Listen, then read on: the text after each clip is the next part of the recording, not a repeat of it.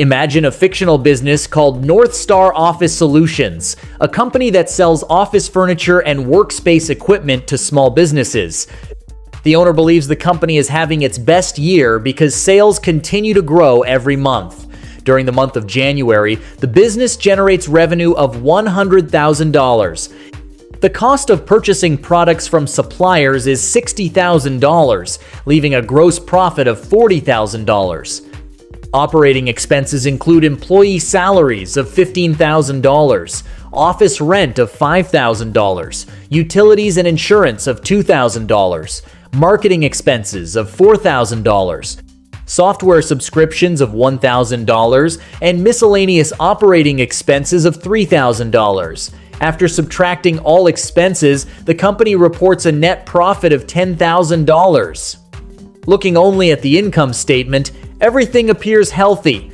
The owner celebrates the profitable month and immediately orders additional inventory worth $30,000 because sales are growing. The company also purchases new office computers for $8,000 and hires another salesperson whose monthly salary is $4,000.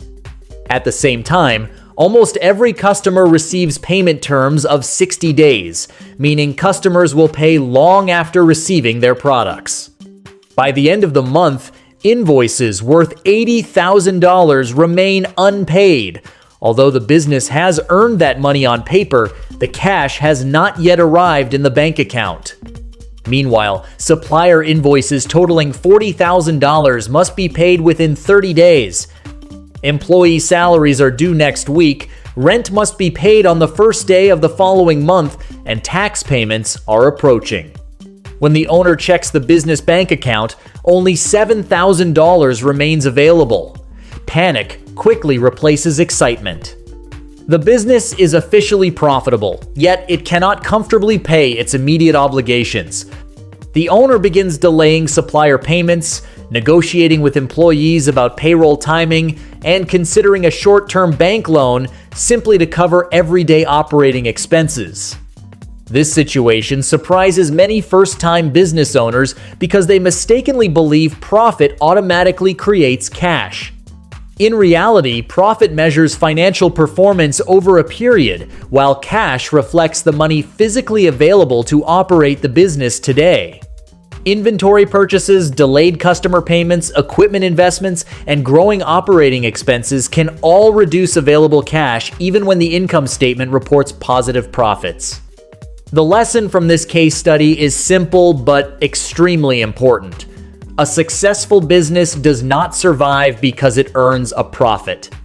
It survives because it consistently manages cash flow, monitors working capital, plans future obligations before they become emergencies, and understands that every financial decision affects liquidity. Business owners who learn this difference early make stronger decisions, avoid unnecessary financial pressure, and build companies that remain stable even during periods of rapid growth. After solving its immediate cash flow problems, North Star Office Solutions enters the next quarter with renewed confidence. The owner believes the fastest way to grow the business is to increase sales as quickly as possible. A new marketing campaign is launched, more discounts are offered, and the sales team is instructed to focus on closing every possible deal. The strategy appears successful at first. Monthly revenue increases from $100,000 to $130,000. Everyone in the office celebrates because the business has reached its highest sales figure since it opened. The owner proudly tells friends that the company is growing rapidly. However, the financial statements reveal a completely different story. The cost of purchasing products also increases because suppliers charge higher prices for certain items, bringing the total cost of goods sold to $88,000. The company offers larger discounts to attract customers, reducing overall profit on every sale. Marketing expenses rise from $4,000 to $9,000. The new salesperson earns a salary of $4,000, while commissions for the sales team total $5,000. Shipping costs increase to $3,000 because more products are delivered across different regions. Customer support expenses rise to $2,000 as the larger customer base requires additional assistance. Office utilities, software subscriptions, insurance, and other operating expenses remain close to $12,000. When everything is added together, the business earns only $7,000 in net profit, despite generating $30,000 more in sales than before. The owner cannot understand why the company is working harder than ever while keeping less money. Employees are processing more orders, the warehouse is busier, customer service receives more calls, and management spends longer hours solving operational problems. Yet the financial reward is smaller. After reviewing the numbers carefully, the owner discovers that several popular products produce very little profit because heavy discounts have reduced their margins. Marketing campaigns are generating sales, but some advertisements cost too much compared to the revenue they create. Shipping expenses are increasing faster than expected because many low-value orders qualify for free delivery. The company is celebrating revenue while ignoring profitability. The solution is not simply to sell more products. Instead, the owner analyzes the profit margin of every product, removes unnecessary discounts, negotiates better prices with suppliers, increases prices on low-margin products, and focuses advertising on customers who purchase higher-value items. Within a few months, monthly revenue decreases slightly to $125,000, but net profit increases to $15,000. The business is now healthier because every sale contributes more to long-term financial strength. The lesson from this case study is that revenue is only one measure of success. Sustainable businesses focus on profitable growth rather than growth at any cost. Selling more is valuable only when every additional sale strengthens the financial future of the company, instead of creating more work with smaller rewards. Several months after improving profitability, Northstar Office Solutions begins preparing for what the owner believes will be the biggest sales season in the company's history. Customer demand has been increasing steadily, and management is worried about running out of stock. Instead of ordering inventory based on realistic sales forecasts, the owner decides to purchase much larger quantities to avoid disappointing customers. The company places inventory orders, totaling $120,000, nearly double its usual purchase amount.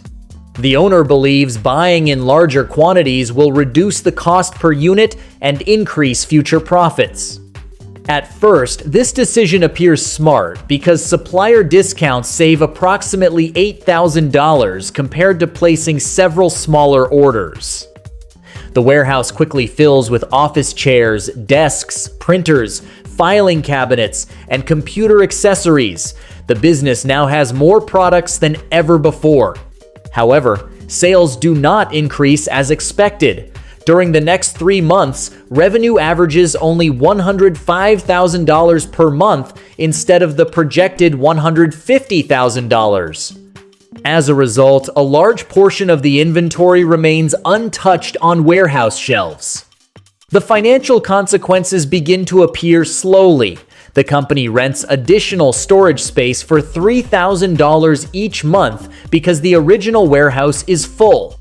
Inventory insurance increases by $1,000 each month. Several electronic products become outdated when newer models enter the market, forcing the business to reduce prices in order to sell them. Some office furniture designs also become less popular, requiring discounts of nearly 20% before customers are willing to purchase them. Meanwhile, the business continues paying interest on a working capital loan that financed part of the inventory purchase. Monthly interest expenses rise to $2,000. Even though the warehouse looks full of valuable products, the company's available cash continues to shrink because money is trapped inside inventory that has not yet been converted into sales.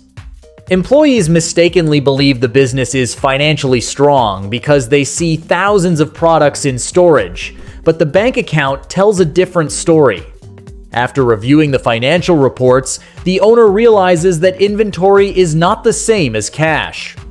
Products sitting on shelves cannot pay employee salaries, supplier invoices, rent, taxes, or loan payments. The management team performs a complete inventory analysis and discovers that nearly 30% of the products have not sold during the past 90 days. The business immediately creates promotional bundles, clears slow-moving inventory through special sales, and stops purchasing products that customers rarely buy. Instead of ordering large quantities several months in advance, inventory purchases are now based on actual sales trends, seasonal demand, and reliable forecasting. Within 6 months, warehouse costs fall significantly, cash available in the bank increases, and inventory turnover improves. Although the company now owns fewer products, it has more financial flexibility and lower operating costs. The lesson from this case study is that inventory should support business growth, not restrict it. Buying more products than customers actually need may create the appearance of growth, but it often locks away valuable cash that the business needs for daily operations and future opportunities. 1 year later, Northstar Office Solutions has become one of the fastest-growing office furniture suppliers in its region. The company has solved its profitability problems, improved inventory management, and built a loyal customer base. Encouraged by this success, the owner decides it is time for aggressive expansion. A second showroom is opened in another city, additional warehouse space is rented, and the company hires new employees before customer demand fully develops.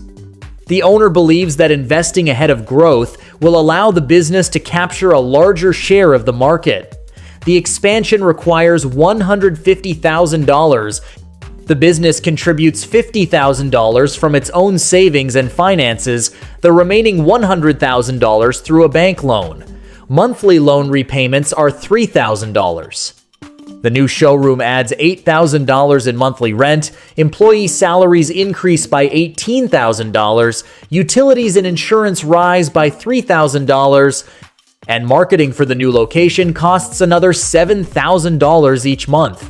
The owner expects sales to increase immediately and believes the additional expenses will quickly be covered by higher revenue.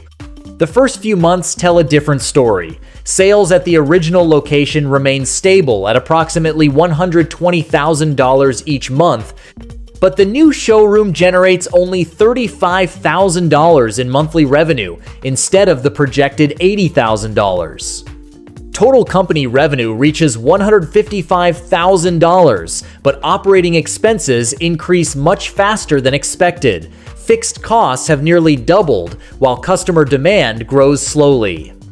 Every month, the company pays salaries, rent, utilities, loan repayments, insurance, and marketing expenses, regardless of how many products are sold. Although the business still reports a small accounting profit, cash leaving the business exceeds cash entering the bank account. Management begins delaying equipment purchases, reducing marketing campaigns, and postponing maintenance to preserve cash.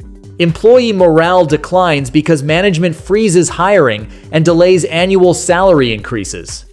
Suppliers begin requesting faster payment because previous invoices have been paid later than usual.